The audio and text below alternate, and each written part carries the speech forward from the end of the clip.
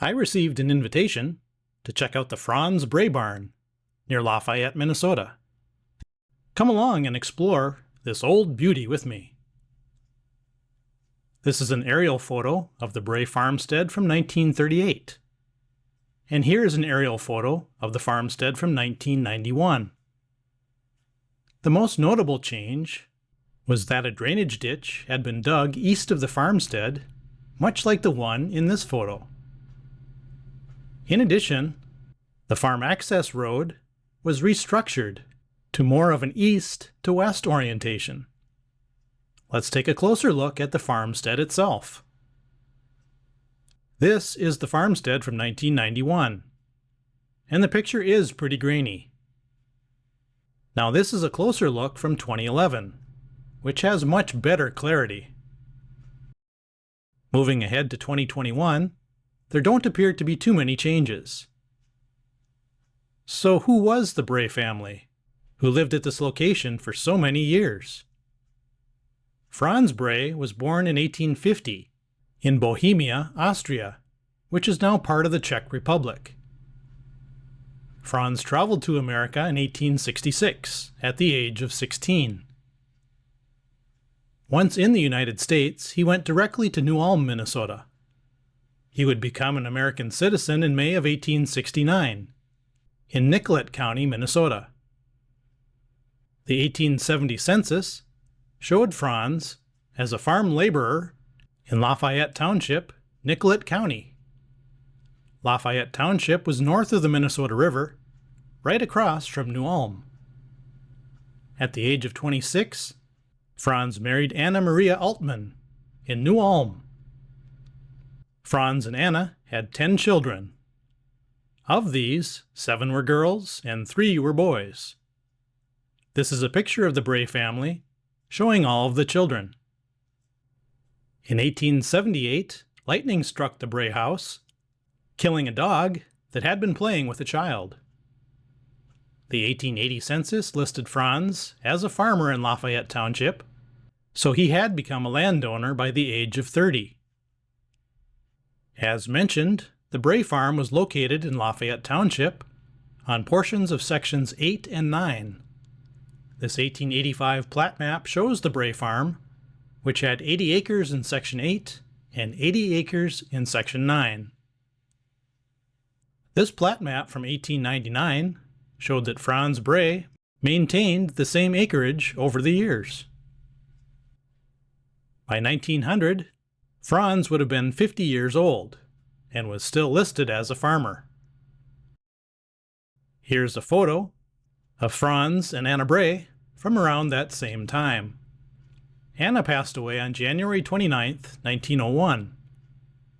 5 years later, in 1906, Franz married Maria Singer on the Brey farm. This marriage did not start on a good note, as Franz was charged with beating Maria only a few months in. Franz retired from farming in 1909, and he and Maria moved to New Ulm. The farm was left to his son Frank. Maria passed away about 4 years later, in July of 1913. Franz then remarried one more time, this time to Frederica Rant in 1918. Franz Brey died on June 13, 1927. If you remember, when Franz retired, he left the farm to his son Frank.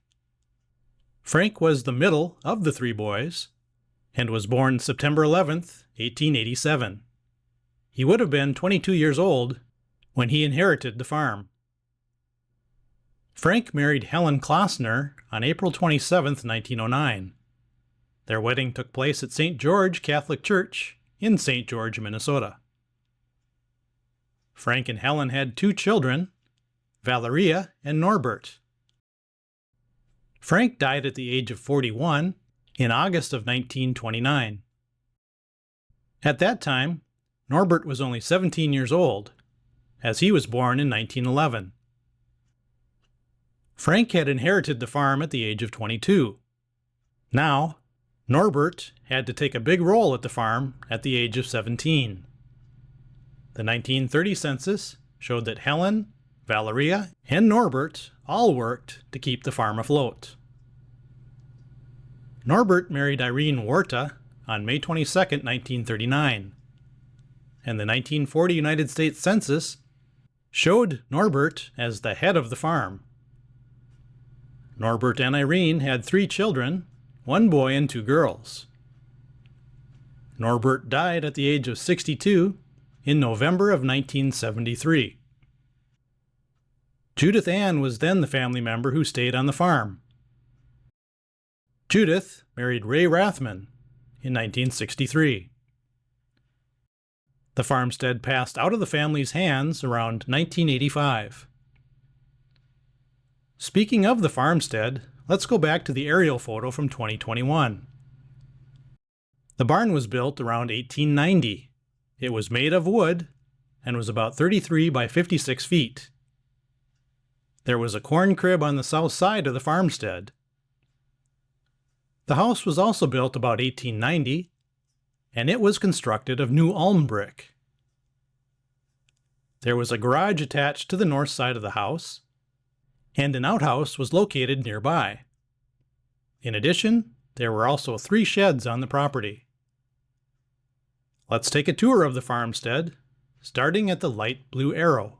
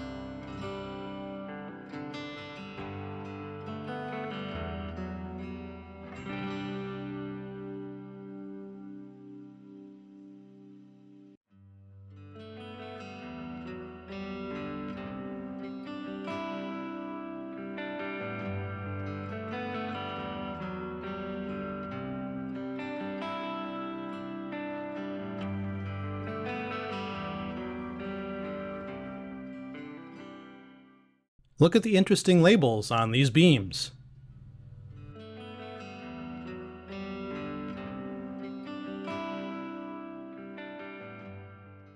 Many early barns, made by timber frame construction, utilized mortise and tenon joints.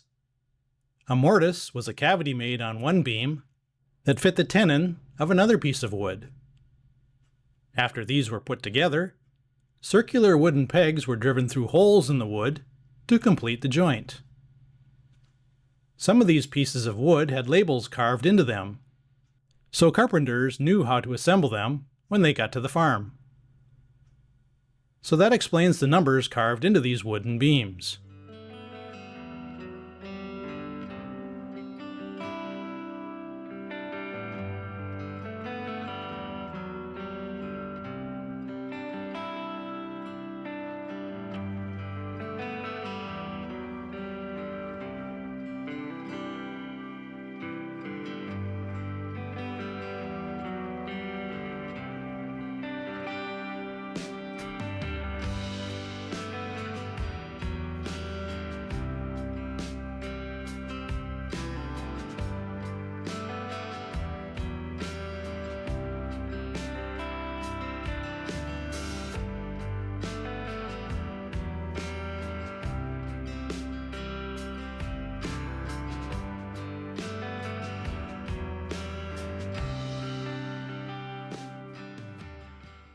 Timber frame construction in barns was very durable. Two long purlins held up the rafters and the roof, while several support beams held up the purlins. In specific, these were called vertical posts with knee braces. Meanwhile, these vertical posts were supported by other thick wooden beams. These were called cross beams. Below these, there were more vertical posts with knee braces. The entire system worked to hold up the rafters and roof. Let's look more at the support structure of the Brey Barn.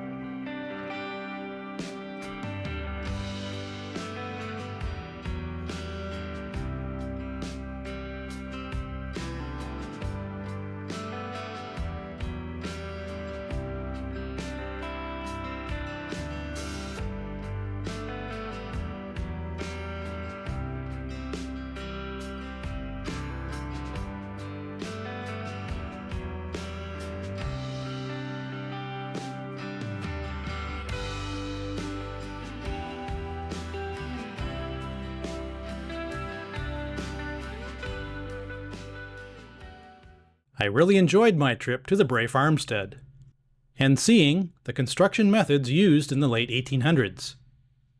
If you liked this video, make sure to watch my other Minnesota barn videos.